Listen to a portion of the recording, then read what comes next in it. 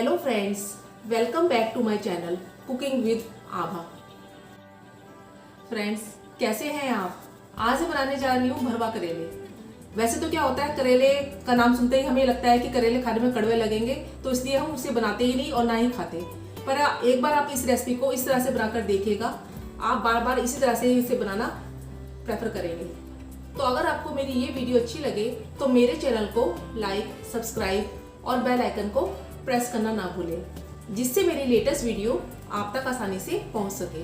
तो चलिए भरवा करेले बनाना स्टार्ट करते हैं। भरवा करेले बनाने के लिए यहाँ पे मैंने 500 ग्राम करेले लिए हैं। इसको मैंने अच्छे से वॉश कर लिया था 2-3 पानी में। अब इसका जो आगे पीछे का हिस्सा है ना, इसको हम ऐसे निकाल लेंगे और जो ऊपर की स्किन है इसको भी हम छील लेंगे। अब हम करेले की ऊपर की स्किन को ऐसे चाकू के साथ ऐसे निकाल लेंगे। हमें पूरी स्किन को नहीं निकालना है, बस हल्के हल्के हाथ से इसकी स्किन को हम निकाल लेंगे, जिससे क्या होता है करेले में जो कड़वापन होता है ना वो निकल जाता है। और इसे हम स्टफिंग में यूज़ करेंगे, जो इसकी हम स्किन निकाल रहे हैं। सारे करेलों को हम इस तरह से इसकी स्किन को निकाल लेंगे। पहले करेलों के ऊपर से सारी स्किन मैंने निकाल ली है, आप देख सकते हैं ऐसे। अब इस करेले के बीच में हम कट लगाएंगे ऐसे,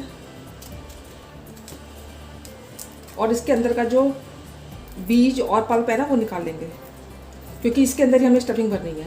जो बीज और पल्प है ना, इसको ऐसे हम निकाल लेंगे, खाली कर लेंगे इस करेले को। और सारे करेले को इस तरह से हम बीच में से कट लगाते हुए इसके अंदर इसके बीज और पल्प को हम निकाल लेंगे। मैंने सारे करेले के जो बीज और पल्प है वो निकाल लिए हैं। कुछ बीज इसमें ऐसे निकले हैं, इसको हमें यूज़ नहीं करना है, इन वाले बीजों को हम यूज़ करेंगे। अब मुझे थोड़े से बीज इसमें ज़्यादा लग रहे हैं तो मैं थोड़े से निकाल देती हूँ। थोड़े से यूज़ करेंगे हम इसमें। इसके साथ हम इसे मिला देंगे, जो हमने ऊपर की स्किन और बीज निकाला है ना, इसको इकट्ठे मिला देंगे।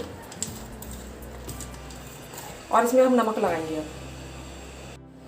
अब जो हमने स्किन और इसका जब पल्प और बीज निकाल के रखे हैं ना, इसमें हम नमक मिलाएंगे। नमक को अच्छे से मिलाइएगा, जिससे कि इसका कड़वापन निकल जाए।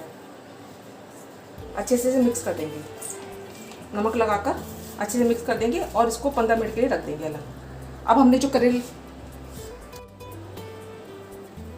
अब इस करेले के ऊपर भी हम नमक लगाएंगे अच्छे से। एक एक करेला लेंगे और इसको अच्छे से अंदर बाहर अच्छे से नमक लगा देंगे,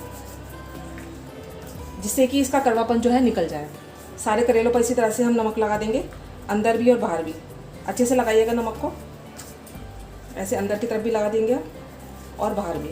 सारे करेले पर हम ऐसे इस तरह से नमक लगाकर इसको 15 मिनट के लिए रेस्ट करने के लिए छोड़ देंगे। फिर जब तक हमारे करेले रेस्ट कर रहे हैं, इसकी हम स्टफिंग की तैयारी कर देते हैं। यहाँ पे मैंने मिक्सर ग्राइंडर जार लिया है, इसमें मैंने 2 प्याज है उनको ऐसे काट लिया था, इसको इसमें डाल देंगे।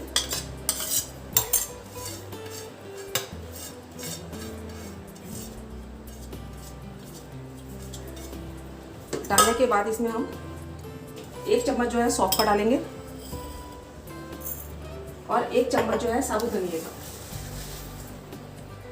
आप चाहें तो इसमें धनिया पाउडर भी ऐड कर सकते हैं। और इसको हम मिक्सर ग्राइंडर में चला लेंगे, इसका एक पेस्ट बना लेंगे। 20 मिनट हो चुके थे। अब हम अपने करेलों को अच्छे से पानी में डालकर इसको वॉश कर देंगे। और वॉश करने के बाद इसको अच्छे से निचोड़ लेंगे, जिससे कि इसमें पानी ना रहे।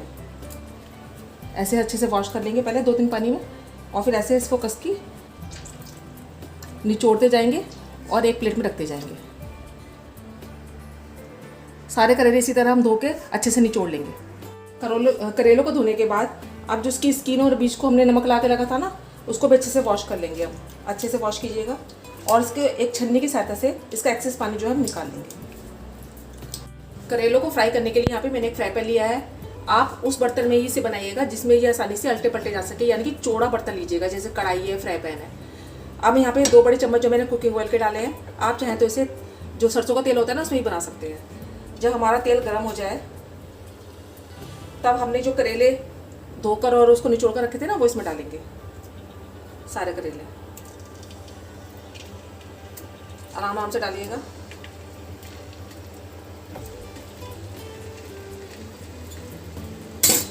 और इसके बाद इसको ऐसे लट पलट के इसमें अब थोड़ा सा नमक ऐड करेंगे।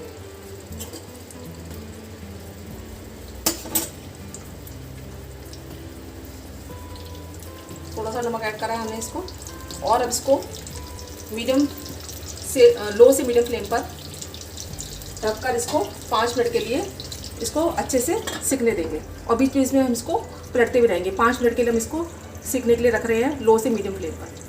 अब हम अपने करेलों को चेक कर लेते हैं। आप देख सकते हैं करेलों का कलर चेंज हो चुका है और बहुत ही अच्छी खुशबू आ रही है इसमें से। इसे फ्राई करने में मुझे 8 से 10 मिनट लग गए हैं। इसको मैंने बिल्कुल लो फ्लेम पर फ्राई किया है, इसलिए मुझे इसलिए इतना टाइम लग गया है। बीच बीच से मैं इसे लटती पड़ती भी रही हूँ। अब मैंने गैस का फ्लेम जो है बंद कर दिया है और इसको हम एक प्लेट में निकाल लेंगे। करेलों को मैंने फ्राई पैन से निकाल लिया है।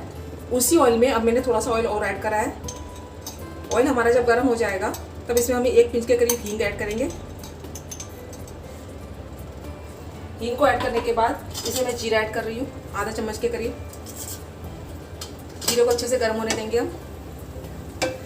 जब जीरा हमारा गर्म हो जाएगा तो जो हमने प्याज सौंफ और धनिया का जो पेस्ट बना कर रखा था ना, वो इसमें ऐड करेंगे।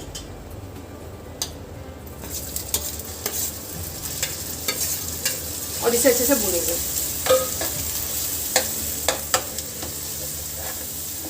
लो फ्लेम पर इसे भूनेंगे जिससे कि हमारा जो मसाले हैं, जो प्याज वगैरह है, वो जले नहीं।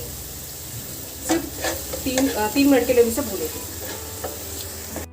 प्याज हमारा भून चुका है। अब इसमें कुछ मसाले ऐड करेंगे। आधा चम्मच में हल्दी पाउडर ऐड कर रही हूँ इसमें। लाल मिर्च powder according to taste add करिएगा, जितना भी स्पाइसी आप पसंद करते हैं। और जीरा पाउडर आधा चम्मच। इन सबको अच्छे से मिक्स कर देंगे हम और गैस को बिल्कुल सिम कर देंगे जिससे कि हमारे मसाले जो हैं जले नहीं।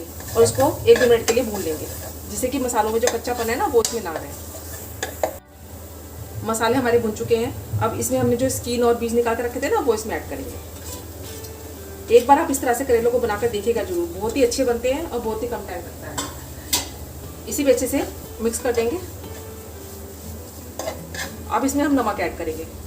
अच्छे से पहले मिक्स कर देंगे इसको प्याज वगैरह के साथ। अब इसमें हम नमक ऐड करेंगे। नमक आप अकॉर्डिंग टू टेस्ट ऐड करिएगा।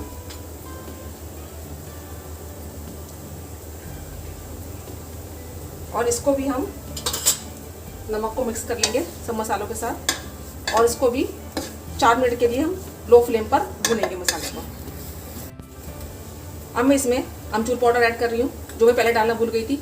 यहाँ मैं 1.5 चम्मच के करीब अमचूर पाउडर डाल रही हूँ। अगर आपके पास कच्चे आम है ना, तो उसको भी आप कद्दूकस करके इसमें ऐड कर सकते हैं। बहुत ही अच्छा फ्लेवर आता है। इसे भी अच्छे से हम भून लेंगे सब मसालों के साथ, जिससे कि इसमें कोई कच्चापन ना रहे। अब हमारा जो मसाला है वो भुनकर अच्छे से तैयार है। अब मैं जो है गैस का फ्लेम बंद कर रही हूँ और मसाले को ठंडा होने के लिए रख रही हूँ। हमारी स्टफिंग भी ठंडी हो चुकी है। अब जो हमने करेले रखे थे ना फ्राई करके, उसमें स्टफिंग को भरेंगे। एक स्पून की सहायता से इसको अच्छे से हम फिल कर देंगे। अच्छे से भरिएगा, तब इसका टेस्ट बहुत अच्छा आएगा। सारे करेलों को ऐसे स्टफिंग के साथ हम भर देंगे। अब मैंने उसी फ्राई पैन में फिर से करेलों को रख दिया है। वैसे तो हमारे जो करेले हैं वो बन चुके हैं ऑलमोस्ट, पर इसको हम 2-3 मिनट के लिए और अच्छे से पकने देंगे, यानी कि फ्राई कर लेंगे, जिससे कि ये गर्म भी हो जाएंगे और थोड़े हल्के से क्रिस्पी भी हो जाएंगे। बस 2-3 मिनट ही करेंगे लो से मीडियम फ्लेम पर। 2-3 मिनट हो चुके हैं। अब हम अपने करेलों को चेक कर लेते हैं।